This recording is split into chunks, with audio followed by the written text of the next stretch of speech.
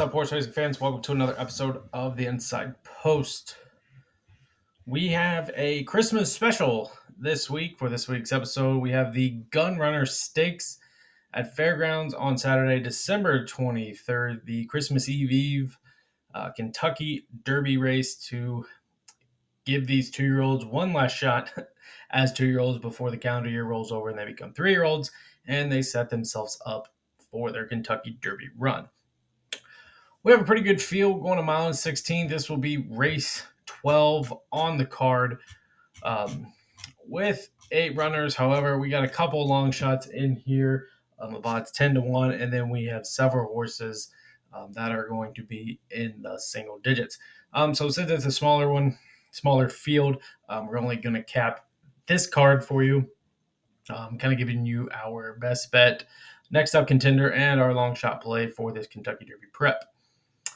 So, mile 16th, like I said, 8 runners. I'm going to start it off with the one next level. Probably will be the biggest prize horse in the field for David Cohen, Keith DeSormo. Are the connections in here? Sire out of Vino Rosso with the Curlin on top was a $20,000 Keeneland September purchase. Owned by Don't Tell My Wife Stables. Pretty good ownership here. Love the name of this stable group, and a great group in here, obviously, with Don't Tell My Wife. Looking at this horse, it's ran out of mile 16 the past 2 times, 78-73 speed figure, comes out of a maiden, broke its maiden at Fairgrounds, so has some familiarity with this track.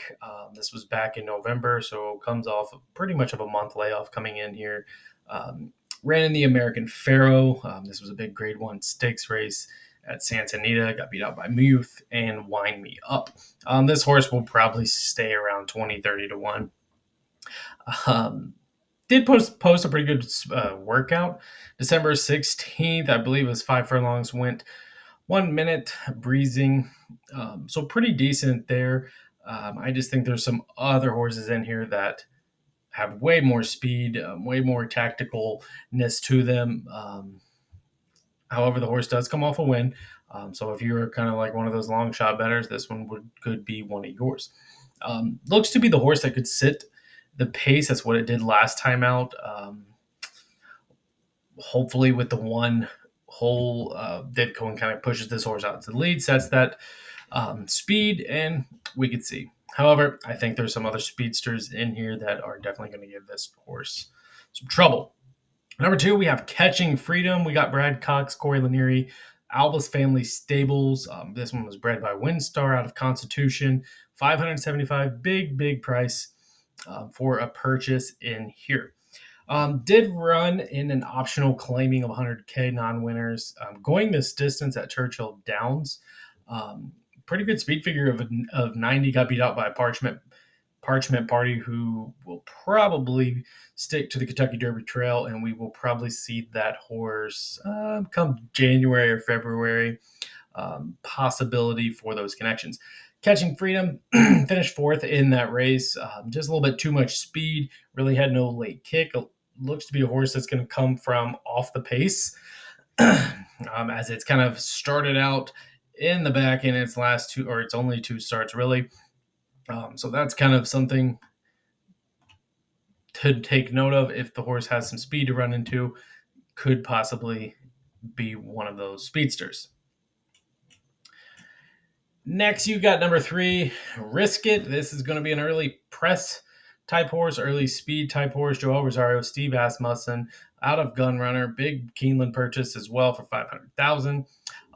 Winchell Thoroughbreds is the owner in 3 Chimneys. Coming in off of a class drop, I believe you could say it, out of that Kentucky Jockey Club at Churchill Downs, which was grade 2. Comes out of the grade 3 Iroquois, finishing 2nd. Does get a jockey change from Tyler Gaffleon to Joel Rosario in here. The early speed, I think, could help Risk It. There doesn't seem to be much pace. Neat, number 4 on the outside of it. Could be some speed that it would have to contend with. But a horse that definitely has some class, big race rating, higher race ratings than some of these other horses. So looks pretty fit coming in here. Um, Kind of like the speed figures are kind of sticking around the same. Broke its maiden at $137,000 level. That was at Saratoga. And then comes right back in that Iroquois and gets beat by West Saratoga, finishing second by a neck. Um, and then it just kind of fell apart there in the Kentucky Jockey Club. So one that kind of watch to see some of the prices and see if the money is going to this Asmussen horse, which it probably will. But I think there's other options in here. Number 4, Neat, another early speed horse in here. Raul Gutierrez for Robitross. This one is out of Constitution as well. Red, white, and blue Racing Stables is the owner. Has ran a mile and a 16th on the turf. So we get a horse that's coming in off of the turf, coming into dirt. This one could be interesting in here sometimes on these switches from turf to dirt. We do see a little bit of a speed pickup. So the horse does have some speed under it. I just don't think that this one will be anything to write home about for your first or second. This one is shaping up to possibly be one of our long shot contenders just because we kind of like that speed that it had on the turf and to see if that can carry that speed over to the dirt. And they usually run a little bit faster. Has been training on the dirt at Fairgrounds, so that is a kind of a plus there as well. Broke its maiden at that $53,000 level and then went and won an optional claiming of 100. So it's definitely up against it. This horse will probably not take a whole lot of money being from the grass. But if you are a 4-horse deep kind of person on your trifectas, superfectas, Neat would be a interesting horse to use. That could be a pretty good price. 5, we have Footprint. This is Brian Hernandez, Kenneth McPeak, 20-1 currently on this dialed in colt out of Mineshaft. We have Greg McDonald as the owner on here. Looking back, coming out of an allowance of 127 non-winners of 2. Had Flavion Pratt aboard in there and was beat out. Looked to try to go to the lead and kind of had to settle for in that 3rd or 4th position. And really just had no late kick, late speed to be able to run down any of those front runners. The horse has been working out fairly decent. The speed figures, however, is kind of what's keeping this horse off of our radar right now. I think there's some other speedsters in here that look definitely a little bit better. So a 20-1, another big priced horse in here to kind of tie in with the 1. Number 6, Nash, Go Dolphin owned, Brad Cox trained, Florent Giroux aboard yet again. Magdaglia d'Oro is the sire of this one, and basically has the class, has the race ratings, has the speed to be 7-5 right now in the morning line, and possibly a lot of people's picks, and it will be our top pick in here as well. Ran a mile and 16th last time out in November at Churchill Downs, breaking its maiden at that 120 level, and did it wiring the field. Went to the lead, held on to the lead, and did it fairly well. Was at Keeneland, ran 6 furlongs. This was the first race, finished second. So obviously they knew this horse was going to take a big step forward. Has been heavily bet in both of his 2 starts, and is probably going to be heavily bet in this short field race as well for Brad Cox. I just think that with no speed of the 1, if this horse goes out and is able to set its fractions, kind of like it did in its maiden at Churchill, this horse could wire the field yet again and probably walks. However, there's going to be some horses that are going to try to press this horse, make you go a little bit faster. Then you kind of have to watch out for some of these closers. But I think Nash is the class of the field, has the best race rating or class rating coming in here, and looks to be one of the tougher ones to beat in this early Kentucky Derby prep. Next up, we got number 7, Sneed. This will be one of the big closers. Brendan Walsh, Jareth Loveberry. This one is out of Nyquist for Imagine Racing and Margaret Faber. Comes out of 2 wins in a row, breaking its maiden at that 120 level. Goes into a optional non-winners with 2 wins there as well. Speed figures have been improving on this horse. If you look at the class and race ratings, there's nothing huge in there compared to Nash. So Sneed at 6-1 is a really good price horse. it doesn't have the speed figures that Nash or Track Phantom, who we're going to talk about next, but it's kind of a sneaky pick, a horse that possibly could float up a little bit in that 8-1, 9-1 mark, kind of rounding out a pretty good exacta trifecta with some of these speedsters. A horse that's going to come from off the pace, and if we get a pace scenario of Nash and Track Phantom going at it, Snead kind of sets up in here and has the ability to possibly run those two down. So Snead is kind of in our second, third pick option right now. It will move up in class into this big $100,000 stakes race, looking for some traction on the Kentucky Derby Trail. I just think pace-wise, this horse could set up nicely as a big runner from off the pace. And last, on the outside, you have Track Phantom, another Steve Asmussen, Christian Torres. This one is out of Quality Road. L&N Racing, Clark Brewster comes in breaking its maiden at that 120 level like most of these horses have. Did it going a mile and a 16th. Finally got a fast track to run on as it's been running on some sloppy off tracks before. Posted its career best 93 speed figure and probably the horse in here that has the opportunity to beat Nash.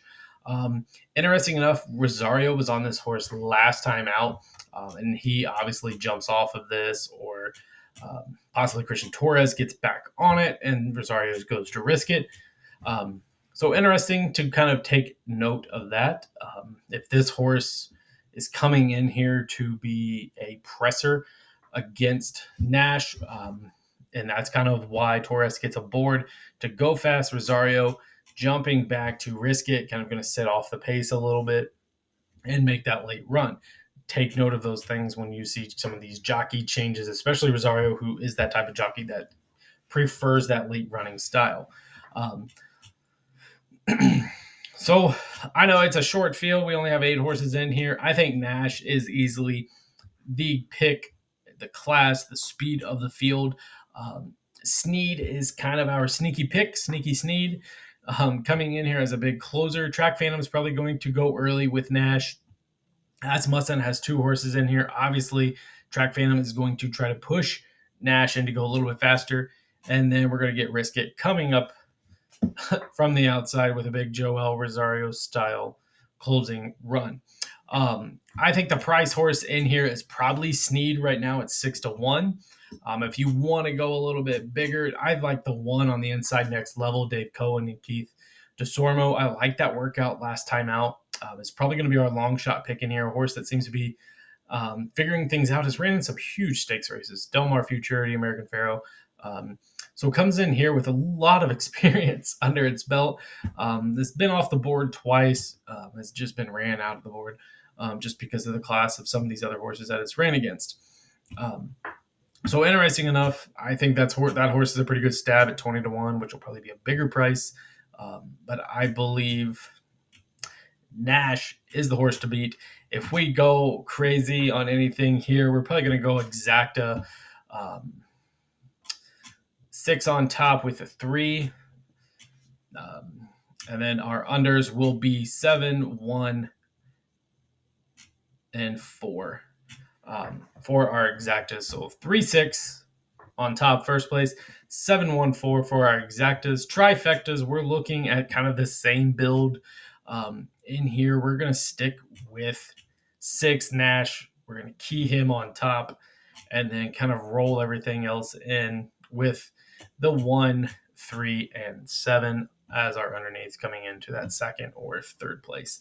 If you're playing any pick 4, pick 5s, which this should in the sequence of the pick 4, pick 5 for the Fairgrounds card, I think Nash looks like a pretty good lock. If you want to stretch out your money a little bit, we probably would stick with Snead, number 7, or number 3, and Risk It. So there's our picks for the Gunrunner Stakes, this Kentucky Derby prep to kind of end off 2023 as we kind of set up for these 2-year-olds that will become 3-year-olds, their campaign for the Kentucky Derby Trail. It's a great time. We got the holidays, we got Christmas, and we have 2-year-olds becoming 3-year-olds setting themselves up for the Kentucky Derby. We hope everyone has a Merry Christmas, Happy Holidays, and a Happy New Year. Stay tuned for more of our videos as we kind of kick off some big Santa Anita races that will be coming up. Go check out our website, the Inside Post blog. Check us out on Twitter, which will be down in the description. We are handicapping heavily the Turfway Park winter meet as well. So we hope that you've been following that, and we hope that you follow us for the Fairgrounds Gun Runner Stakes for Kentucky Derby Prep. Happy holidays.